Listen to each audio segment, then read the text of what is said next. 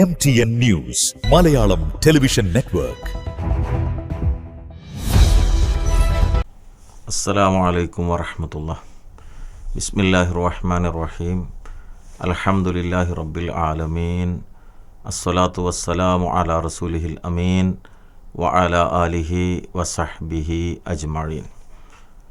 Rabbi shrah li sadri wa yassir li amri wahlul ഉഖ്ദതം മിൻ ലിസാനി യഫ്ഖഹു ഖൗലി. ബഹുമാന്യ സഹോദരങ്ങളെ, പുണ്യങ്ങളുടെ പൂക്കാലമായ പരിശുദ്ധ റമളാനിലൂടെയാണല്ലോ നാം പോയിക്കൊണ്ടിരിക്കുന്നത്. സൽക്കർമ്മങ്ങൾക്ക് ഏറെ പ്രതിഫലം ലഭിക്കുന്ന ഈ പുണ്യമാസത്തിലെ ഓരോ നിമിഷവും അള്ളാഹുവിൻ്റെ ഇഷ്ടത്തിനു വേണ്ടി വിനിയോഗിക്കാൻ നമുക്ക് സാധിക്കേണ്ടതാണ്.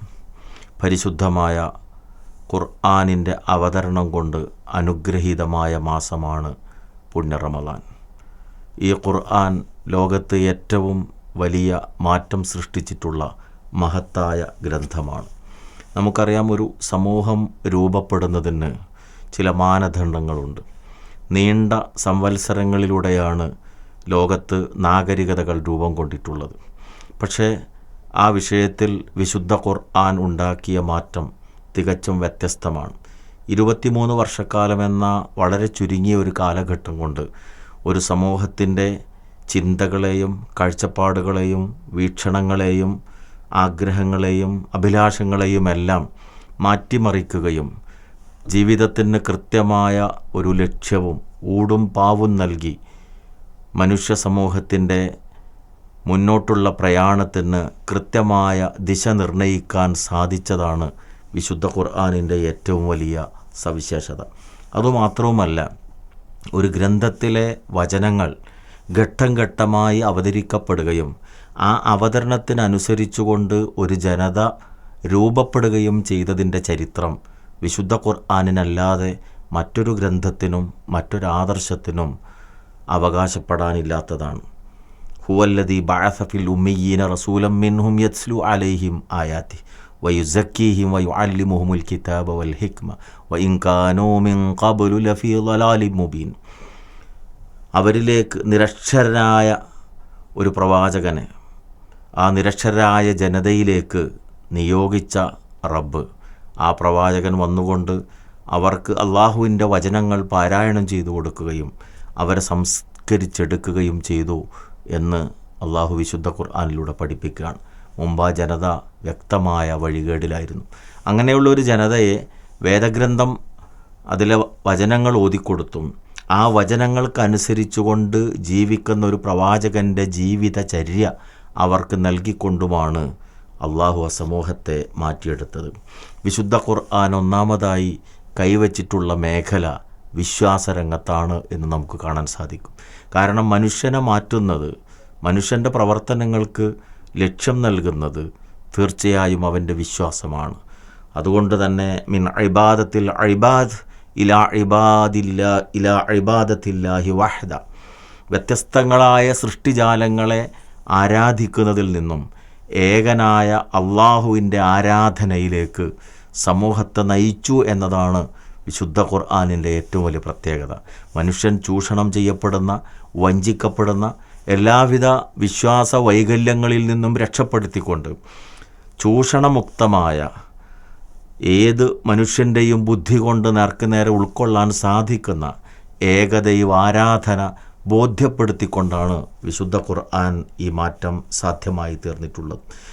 അതോടൊപ്പം തന്നെ മനുഷ്യനെ സംബന്ധിച്ചിടത്തോളം ലക്ഷ്യമെന്നുള്ളത് വളരെ പ്രധാനമാണ്. എന്തിനു വേണ്ടി ജീവിക്കുന്നു, എന്തിനു വേണ്ടി കർമ്മങ്ങൾ അനുഷ്ഠിക്കുന്നു, എന്തിനു വേണ്ടി ആരാധനകൾ നിർവഹിക്കുന്നു, എന്തുകൊണ്ട് ഞാൻ നല്ലവനായിത്തീരണം, ഈ ചോദ്യങ്ങൾക്കുള്ള ഉത്തരമാണ് മരണാനന്തര ജീവിതമെന്ന ഇസ്ലാമിൻ്റെ ഏറ്റവും അടിസ്ഥാനപരമായ വിശ്വാസ പ്രമാണം മനുഷ്യന് നൽകുന്നത്. വമാ ഹാദിഹിൽ ഹയാത്തു ദുനിയ ഇല്ലാ ലഇബുൻ വലഹു വ ഇന്ന ദാറൽ ആഖിറത ലയ്യൽ ഹയവാൻ ലൗ കാനൂ യഅലമൂൻ. തീർച്ചയായും ഐഹിക ജീവിതം എന്നത് കളിയും വിനോദവുമാണ്. എന്നാൽ പരലോകമാണ് യഥാർത്ഥ ജീവിതം അവർ മനസ്സിലാക്കിയിരുന്നെങ്കിൽ എന്ന് അള്ളാഹു പഠിപ്പിക്കുന്നു വിശുദ്ധ ഖുർആനിലൂടെ. ഈ ലോകം നശ്വരമാണ്, അതൊരിക്കലും ശാശ്വതമല്ല. ശാശ്വതമായ ജീവിതം, യഥാർത്ഥ ജീവിതം മരണത്തോടുകൂടി ആരംഭിക്കുന്നതാണ് എന്ന് പഠിപ്പിച്ചുകൊണ്ട് ആ മരണശേഷം വരാനിരിക്കുന്ന ജീവിതത്തിൽ രക്ഷയും സമാധാനവും ലഭ്യമാകണമെങ്കിൽ ഈ ലോക ജീവിതത്തിൽ അരുതുകളും അരുതായ്മകളും കൃത്യമായി മനസ്സിലാക്കി ജീവിതത്തിൻ്റെ ഓരോ കർമ്മരംഗങ്ങളിലും ശരിതെറ്റുകളെ വേർതിരിച്ചു മനസ്സിലാക്കിക്കൊണ്ട് ധർമാധിഷ്ഠിതമായൊരു ജീവിതം ഞാൻ നയിക്കണമെന്ന ബോധമാണ് വിശുദ്ധ ഖുർആൻ മനുഷ്യന് നൽകുന്നത്. ആ ബോധമാണ് 23 വർഷക്കാലം കൊണ്ട് ജീവിതവുമായി അള്ളിപ്പിടിച്ച് നിന്നിരുന്ന സകല വിധത്തിലുള്ള തിന്മകളെയും പിഴുതെറിഞ്ഞുകൊണ്ട് സംസ്കൃത ചിത്തരായ ഒരു സമൂഹത്തെ സൃഷ്ടിച്ചെടുക്കാൻ വിശുദ്ധ ഖുർആനിന് സാധ്യമായി തീർന്നിട്ടുള്ളത്. അതോടൊപ്പം തന്നെ ഒരാശയം അവതരിപ്പിക്കുമ്പോൾ അതിൻ്റെ പ്രായോഗികത എന്നത് വളരെ പ്രധാനമാണ്. ലോകത്ത് മികച്ച ആശയങ്ങൾ അവതരിപ്പിച്ച പല ആളുകളുണ്ട്.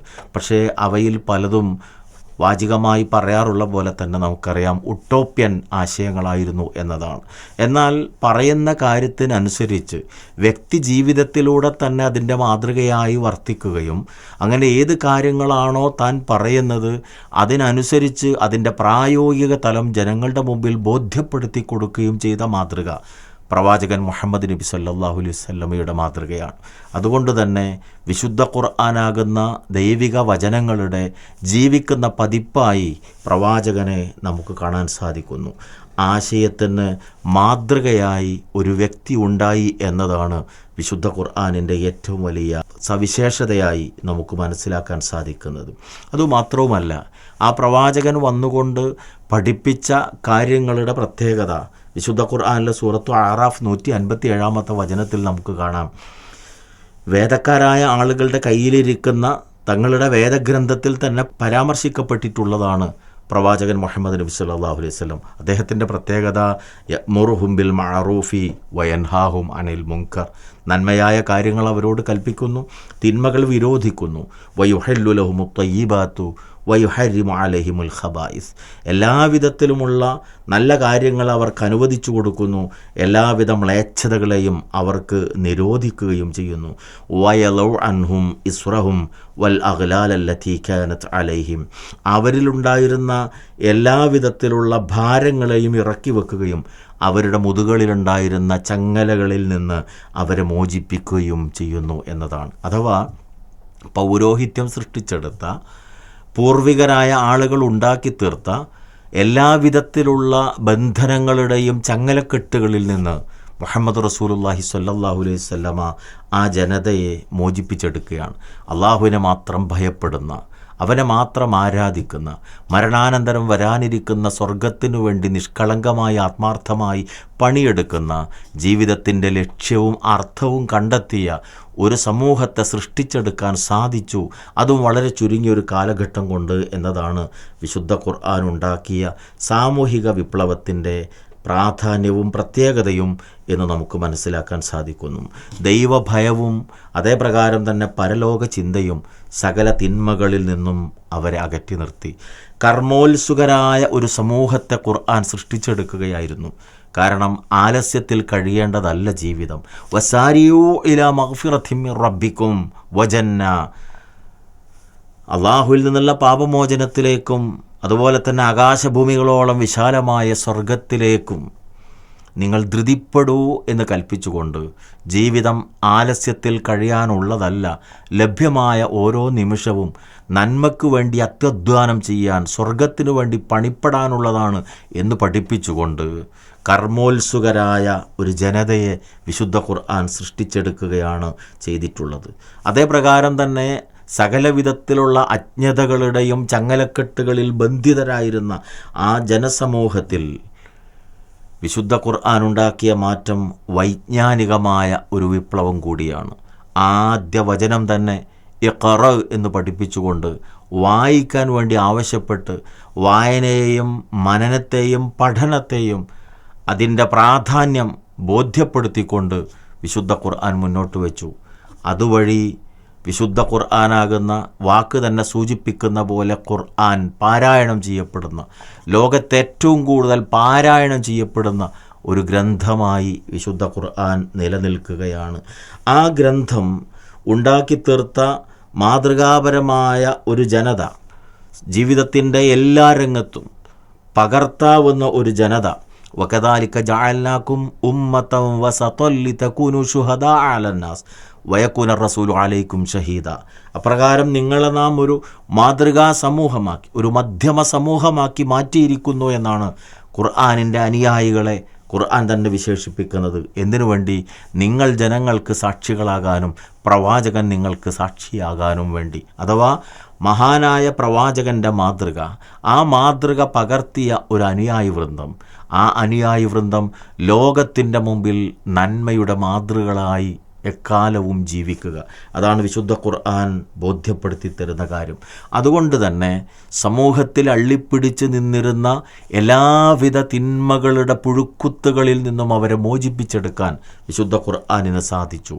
മരണപ്പെട്ടാൽ മുന്തിരിവള്ളിയുടെ താഴെ മറവ് ചെയ്യണമെന്ന് കവിത എഴുതാൻ മാത്രം മദ്യാസക്തരായിരുന്നൊരു ജനസമൂഹത്തെയാണ് കേവലമായ ഒരു വചനത്തിൻ്റെ അവതരണം കൊണ്ട് ഫഹൽ അൻതും മുൻതഹുൻ, വിരമിക്കുന്നില്ലേ നിങ്ങൾ എന്നൊരു ചോദ്യം ഉന്നയിച്ചുകൊണ്ട് ആ ജനതയുടെ പിഴുതുമാറ്റാൻ പ്രയാസമായിരുന്ന ഒരു ശീലത്തെ ഒരൊറ്റ സെക്കൻഡ് കൊണ്ട് ഇല്ലായ്മ ചെയ്യാൻ വിശുദ്ധ ഖുർആനിന് സാധിച്ചു. അതിൻ്റെ കാരണം അവരുടെ ഹൃദയങ്ങൾ അള്ളാഹുവിലുള്ള വിശ്വാസത്താലും പരലോകബോധത്താലും സംസ്കരിക്കപ്പെട്ടിരുന്നു എന്നതാണ്.